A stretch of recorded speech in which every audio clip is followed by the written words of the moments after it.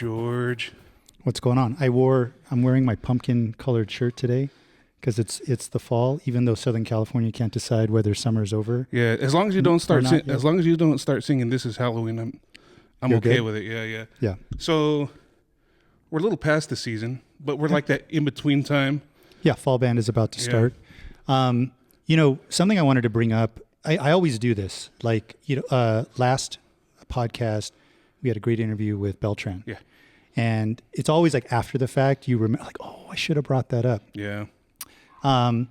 But do you remember you sent me a video from an account on YouTube called CJ's Music? And it was about the 88 finals. I could kind of remember that, but I have such bad short-term memory. I could barely remember But so this account, basically, they put together a video about 88 finals. Yes. They put together a video about George Zingali. Yes. Okay, I know which one you're talking about. Yeah. And really well done, like little 10-minute things, like mini documentaries about stuff from the past, stuff that's, sort of bigger stories in the world of drum corps. What's great is that I believe the person behind the account is a really recent age out. Mm-hmm. Trumpet player, I think, marched as recently as 2022. Yeah.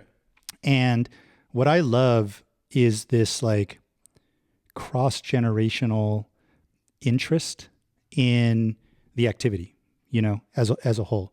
Because so much of, today we get a whole lot of like old school versus new school and this is the way it used to be and which way is, but instead what I like seeing is that like, somebody who's performing now is actually interested in the history and like where things came from. And that I wanted to bring that up last time because Beltran is such a history person. Historian. Yeah. And like he even talked about like when we mentioned all of the notable years, like the years that he marched and the years with Boston, he was always very quick to say that year was really good because of what came before it, But I think, we have no connection to that particular account, but I think people should go check it out because I hope they put together more stories. Yeah. I think they have their latest one is like a little podcast Mm-hmm. also. Mm-hmm. So I'm gonna have to check that out. I just haven't had a chance yet. So that's really good stuff. But speaking of Beltran, I was gonna say, speaking of Beltran and speaking of Boston, and speaking of Boston Crusaders, go ahead, George. We are really, really privileged to have on somebody that our audience will recognize from the Boston Crusaders. She was a performer, 21, 22, 23, most recently was section leader at Boston. So let's welcome to the podcast, Jovanna Mullin. All right, welcome. Welcome to the shop. Thank you guys so much for having me. Hey, so where are you located at right now? You're back east, correct? Yeah, I'm at school, and I go to school at UMass Amherst in Amherst, Massachusetts. All right, UMass, they have a great history of like percussion, and Absolutely. a lot of drum corps people have gone there and come out of there. Most notably, is Tom Hannum still there instructing? I would assume. Tom is retired now. But Ian Hale's taken over the drum line since my freshman year. Okay, cool. That's awesome. Yeah. So, what year in school are you in right now? I'm currently a junior. Junior. Okay. So you're almost there. Are you a music major or are you studying something else? I'm studying managerial economics, so music is just something I do as like a hobby. Okay. Well, good on you for being able to keep like your schooling going while you're a performer. Because some people, they have to sacrifice, kind of like go back and forth, do a part-time thing. But that's really great. I mean, like, you're on the verge, almost, I guess, of graduating and then being able to start like that next chapter after the performing and all of that. Yeah. What do you want to do with your degree? Yeah. What kind of jobs does that lead to?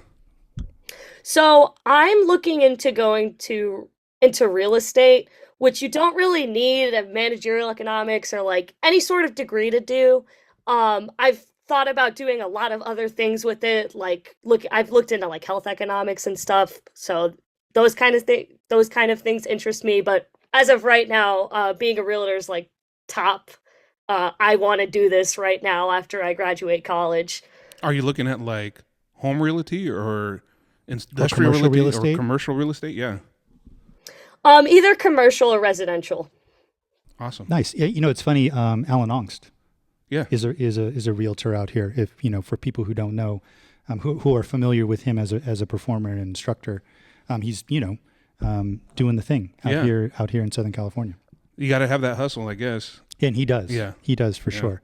So Jovanna, before we get into your story like we usually do with our guests, talking about how you came up and all that stuff, there's actually a question that I wanted to ask you up front, and sort of see what if that leads to any sort of discussion. The reason why I'm asking it up front is because it's the one thing I wanted to make sure I didn't forget to ask.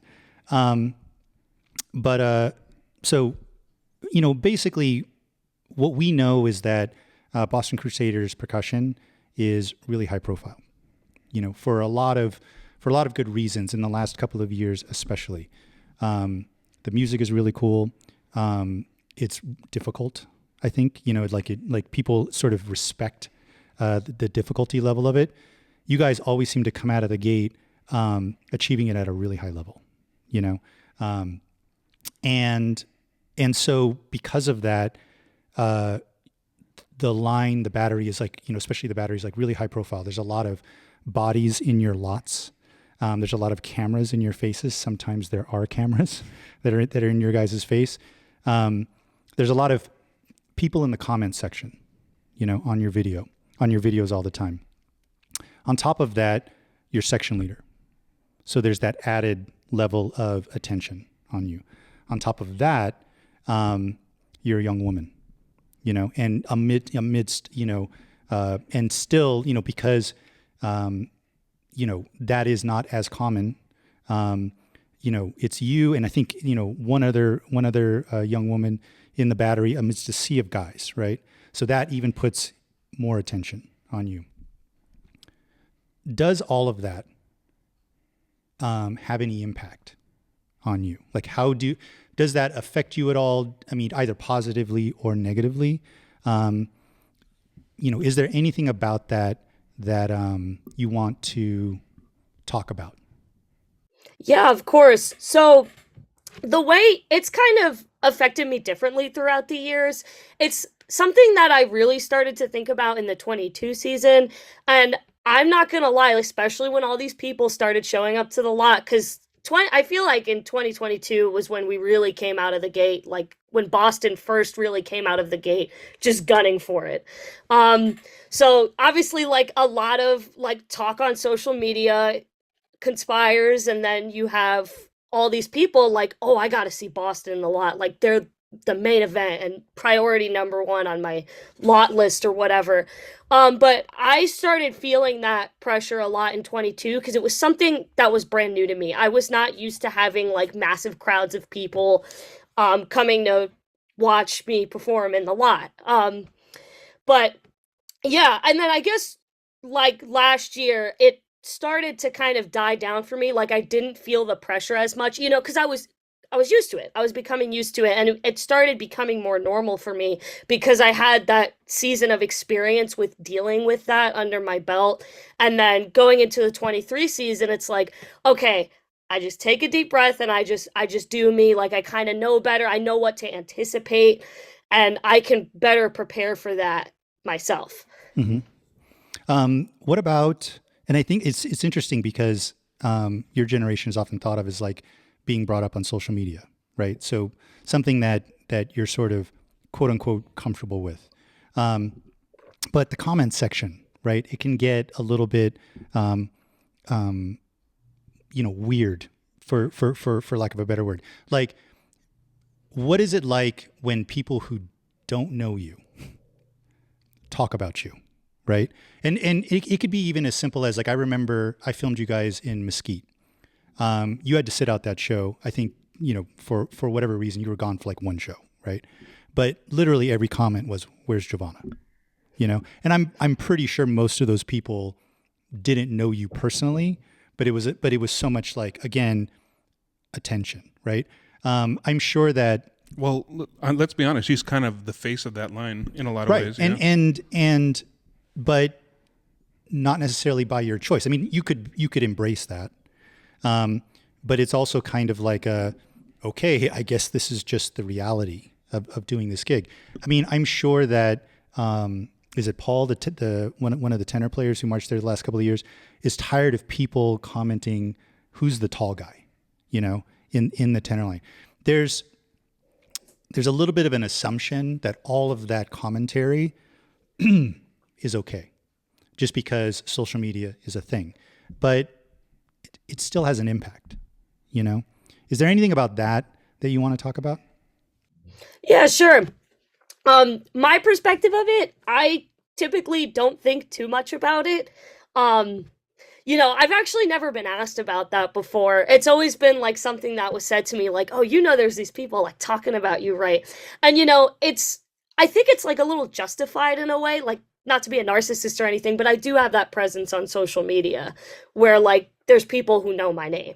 And and that's okay for them to be like, oh, like, where is she? Where is she? I personally don't mind like the little social media chatter things, especially because I don't think there was anything like negatively implied by those things anyway. And even when there are things that are like in the negative direction, it's something I can't control. I can't control how other people perceive me. Like, I'm just gonna keep doing me, and whoever like likes it likes it. If there's people who aren't into it, it's like not their thing. Like, that's totally cool. Yeah, that's cool. What's a good way to put this? Did it feel like you had added pressure this year because you were the center snare? Had you anticipated that you were going to be the center snare from last year coming into this year?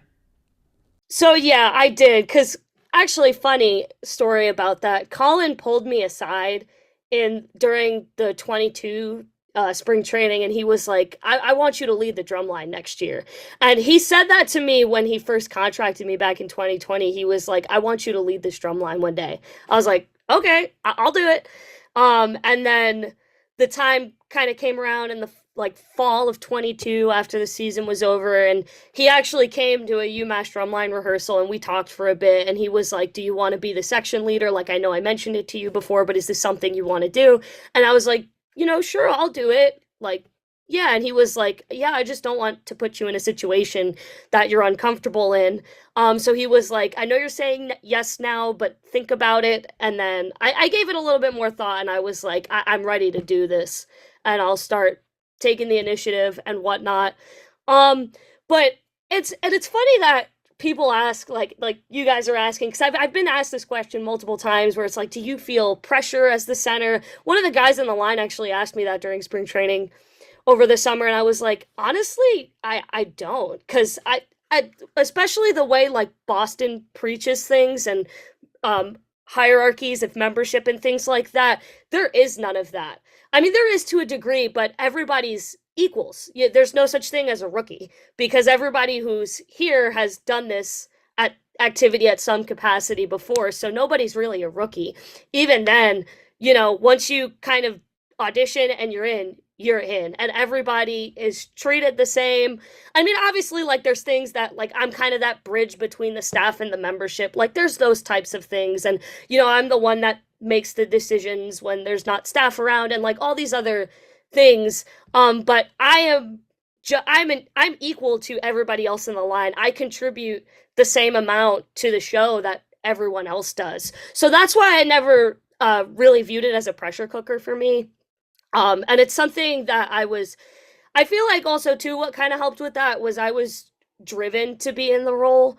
It's something I got excited about. I was like, this is going to be a new experience for me, leading such a top group. And I might as well like mold myself into that. And, I had to do some things that were like uncomfortable for me. And like, it was just a fun and invigorating experience for me.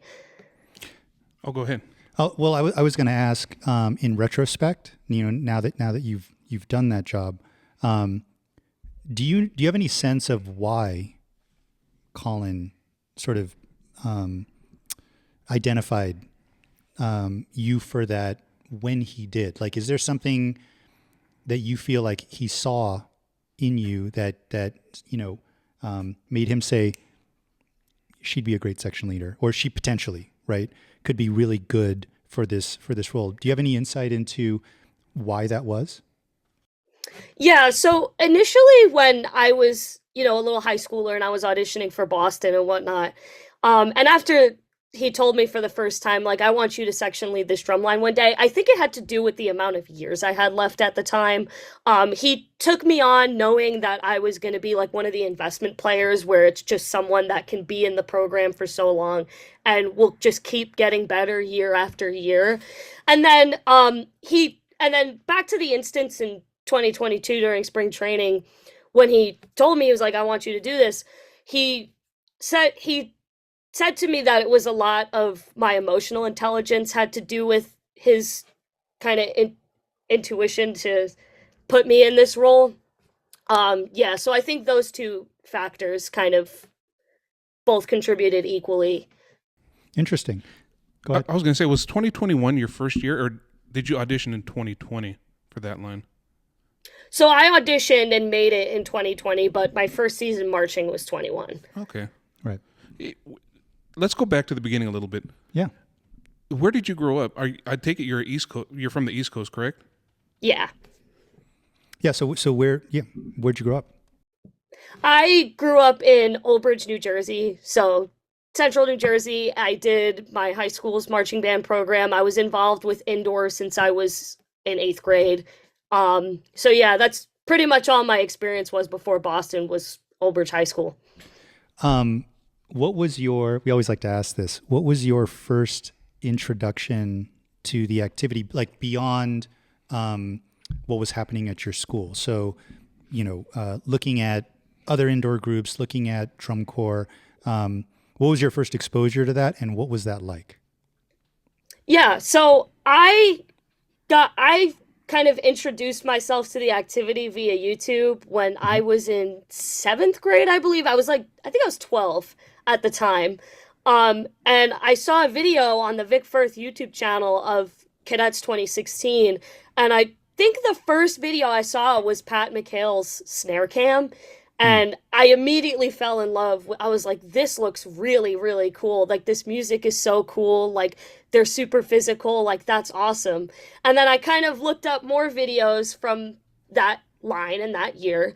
And then it kind of took off from there. I started discovering more lines. But that's why I always say Cadet 16 always has a special place in my heart, because that's the way I got into the activity, was through those videos. Yeah, absolutely. That was like the statue one, right? Yeah. Yeah. Okay. Yeah. Did you do anything musically before that? Was percussion like your first thing, or did you play another instrument before playing drums? Actually, no. I started out as a trumpet player in elementary school in 4th and 5th grade. I was a trumpet player. And then I didn't do any band when I was in 6th grade. And then I started taking drum set lessons at the time, and then I was like, oh, I think I want to do concert band and sign up for concert band. So I signed up for my middle school concert band in 7th grade.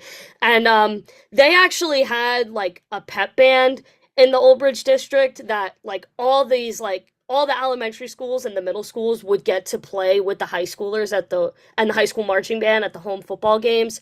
So I was like, oh yeah, I'm gonna do that. And then I started talking to the high schoolers in the marching band program, and then I started learning more about like the marching activity. And then I got into indoor. I was actually a rack player my first year in the activity. It was 2017 WGI season. I was on rack, and then I moved to snare for my freshman year of high school. Did you what was it like seeing it live for the first time? So like when you went to your first indoor show and saw other groups, or did you guys go to finals that year? Yeah. So going to finals and seeing because it's one thing seeing it on video, but obviously it's a little bit different, has a different impact, right? When it's live. Can you remember what it was like taking all of that in at that age? Yeah. I first immediate thought was, I want to do that. And I want to be like all these people playing snare drum. Like, I'm looking up to all these people right now.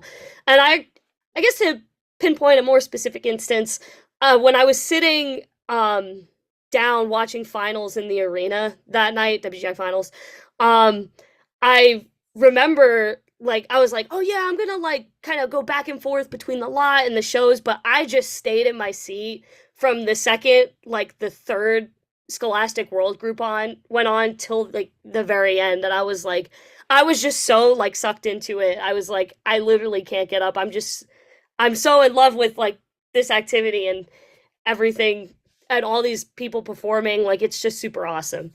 When you went to that first finals and saw it live, what was the group that like really stood out to you? Pulse 2017. Yeah, that's like, it's funny That uninvited, yeah. that year, even though it didn't win, Yeah. right? More people talk about that show being like, yes, the uninvited, the ghost show. That was like, that's really, really like great to hear. Was there anything? Can you recall? Was it just like a visceral response to it, or was there anything like about it where you were like, this is the aspect of it that really is appealing to you? Yeah, so obviously, like being young and not knowing so much about the technicalities of music, I saw the way they moved around the floor and especially the show conceptually, I thought was really, really cool. I feel like a lot of people like the darker shows, and those ones are just more like enticing. So I think I like fell for that effect a little bit. But I think conceptually was the big one for me, but I also felt like the performers who were in that show perform that show. And that's another aspect of making it come to life. So that's another thing I picked up on there. When you were, young, looking, because were you in eighth grade or were you a freshman at that time? I was in eighth grade at the time. You were in eighth grade at the time. Was there any element of how do they do that? Because you already said that you were like, I would really love to be able to do that. I'm really like, that's what I want to do. But was there any element of like, can I do that? Is that even going to be possible for me? Or was that not a question? You were just going to be like, I'm going to do that one day. It wasn't so much a question. I didn't really have any worry in my brain at the time because I was like, oh, I'm going to put in the work and then get to be at that level one day. So I took that kind of spin on it. Talk about Old Bridge a little bit, because Old Bridge is a pretty nice program. I mean, I love them last year. Yeah. I mean, and who are the instructors there? Talk a little bit about that program. Yeah, so when I started, it was the director was Melissa Thatcher, who's still the high school band teacher there, and then her husband Chris Thatcher, he basically oversaw the entire percussion section, but was mainly with the battery during rehearsals. He's been taking a step back a little bit as of last year, but he was there all the time when I was there. Colin Bell, who actually taught me, he gave me marching snare drum lessons like while I was preparing to be on snare drum for my freshman year. So he taught me how to play snare drum, and he's been working with the pit because I worked with him in the pit my 8th grade year on rec, my first WGI season. And then Jerry, or Alessandro Sestito, he's mainly called Jerry, but he's taken over the program now. But he was a snare tech when I was there. He was doing a lot of visual stuff too. Charlie Pollock did a lot of visual stuff. Chris Lanzarone, he marched cadets under Colin for 2 years. Was a snare tech there. Gino D'Onofrio, who did Teal Sound when they were a thing. I'm trying to think of, Mohit Qatar taught the bass line. I'm trying to think of more people. It'll like all come back to me probably later. But yeah, plenty of drum corps faces and plenty of drum corps overlap throughout that program. Yeah, I was about to ask you what the pedigree of that line is from, like where its roots, like the head instructors. Where did they march drum corps? Yeah, because people would probably look at that school. Well, I mean, you can tell me, like in Southern California, there's a lot of marching percussion going on, so it's not hard to find instructors, to find students. Is that the way it is in Old Bridge, or is it like a little bit of an island, like a little bit of a bubble of like, Is it mostly like cadets people, or is it mostly like maybe go back a little more like Bridgman people? I don't know if you're familiar with the Bridgman at all. Yeah, so it's generally pretty diverse. I will say a large chunk of it is East Coast people like Cadets and Crown.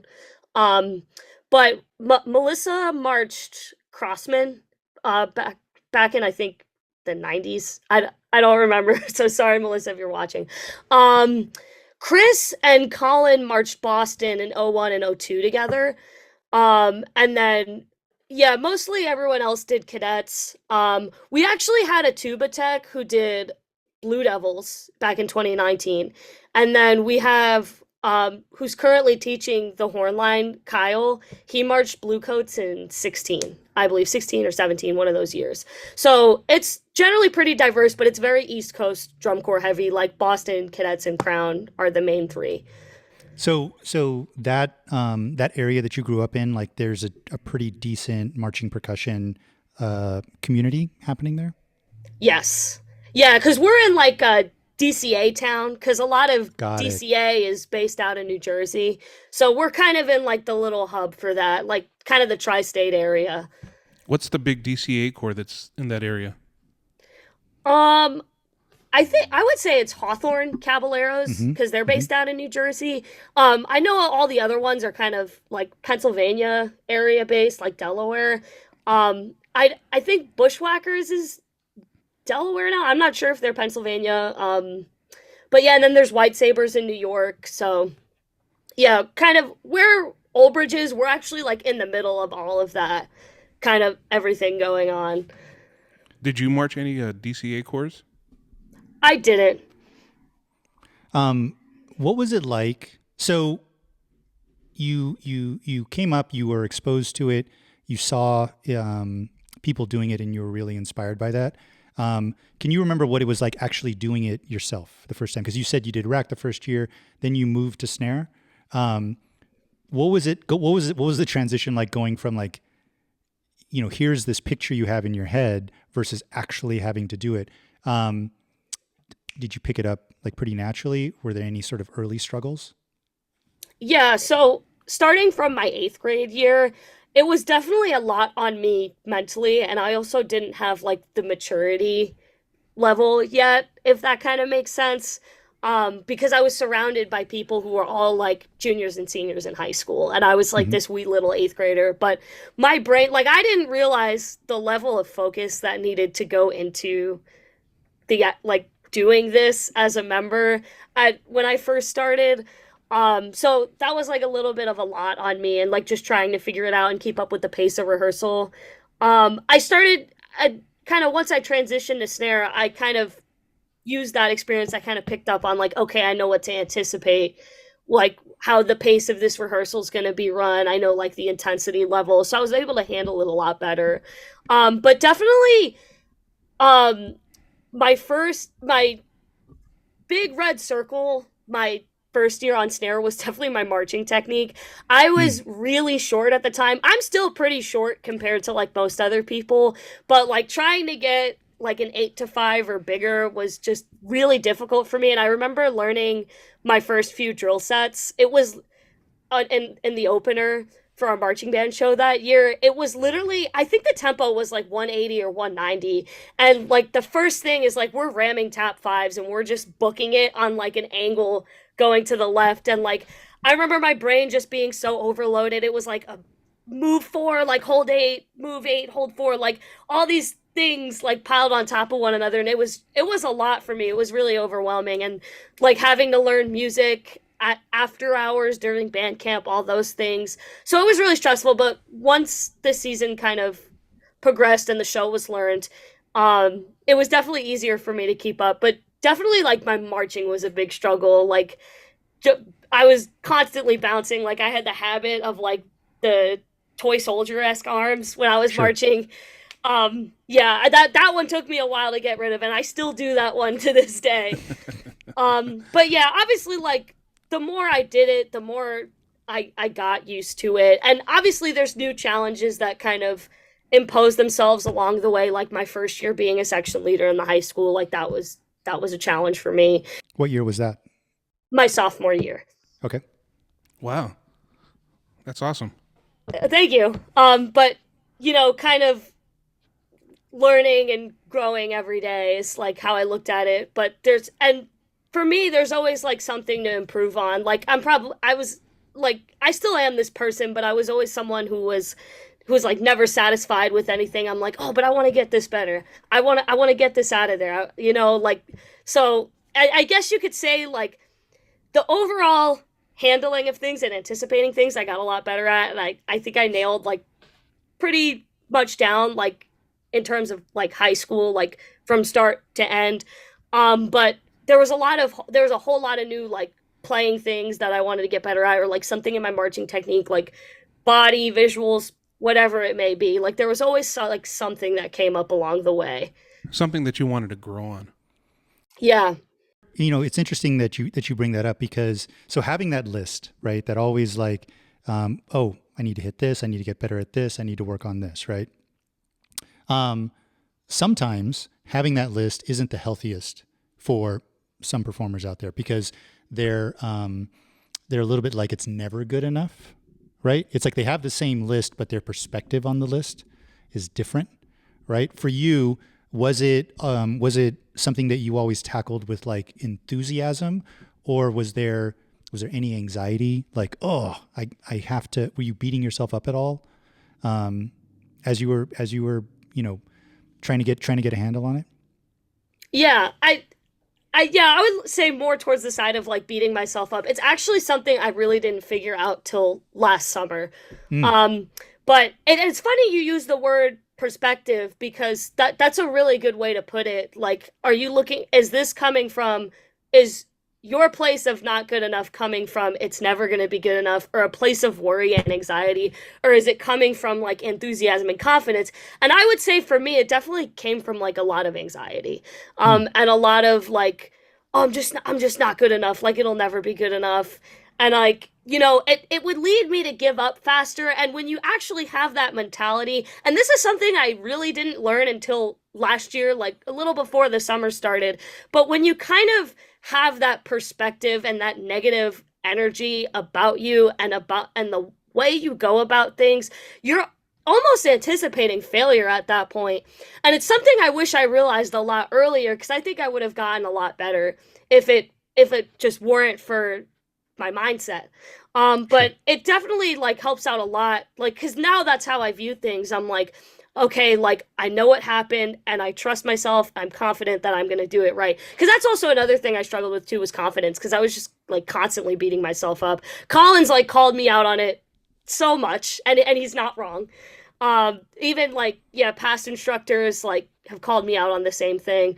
Um, and it's just, I never learned to trust myself until very recently. Um, but that is a big part of it. You can work so hard, you can put in all these hours, but at the end of the day, it's really a mindset and it's a belief. Like if you don't believe that you're the best in the world, or you're walking into it like an audition, like not having the same confidence as the vets, it's probably not gonna end well. But and like no playing could kind of like make up for that. It's just that, again, it's like that energy of anticipating failure, because it's things that you're resonating with the most. So it's like there has to be like some inner work done a little bit, because that's what I had to kind of do. I had to like find myself a little bit and change my belief system, where it's like, and open up my perspective and fact check myself as well.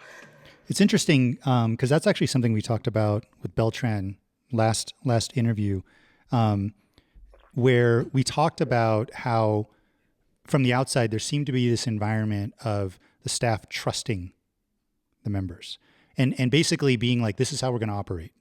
We're going to operate from a system of where we're not holding your hands through everything. There are things that we take care of. There are things that you're responsible for, and we trust you to be, and we know that, we can see that in you, that you're capable and worthy of that trust. And it's possible that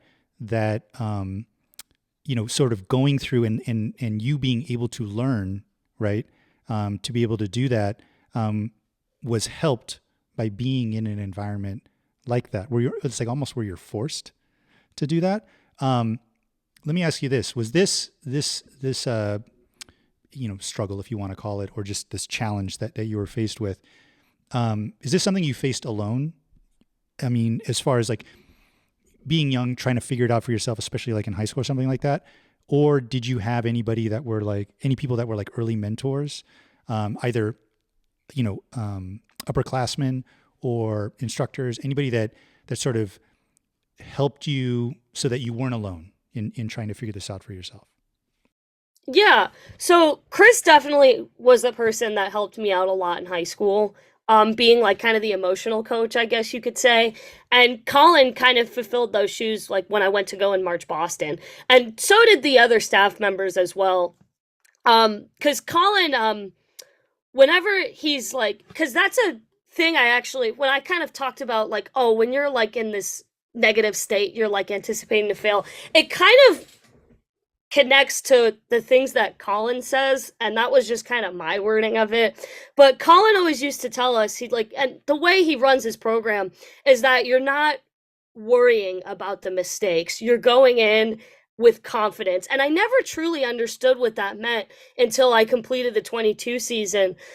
Because like I would talk to him and I'd be like, Colin, like, I don't know how to stop making this mistake, or like, I don't know how to like stop falling out of the sound, having like these little fallouts. And he was like, don't think about it. Like, don't worry about it. You're a great performer, like XYZ.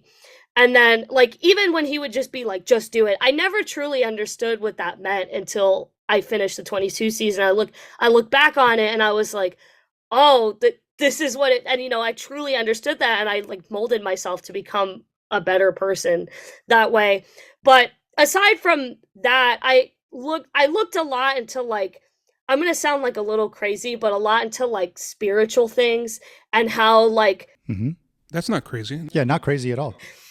And how you almost have to fill the shoes and believe and act like the person you want to become. So if you want to become successful, you got to act like someone who's successful, and you got to like believe that in your head.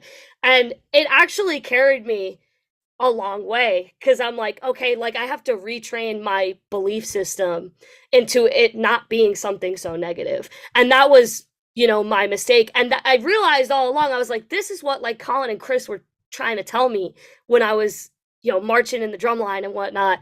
I was like, this is what they were trying to tell me. I just like didn't fully understand it until then.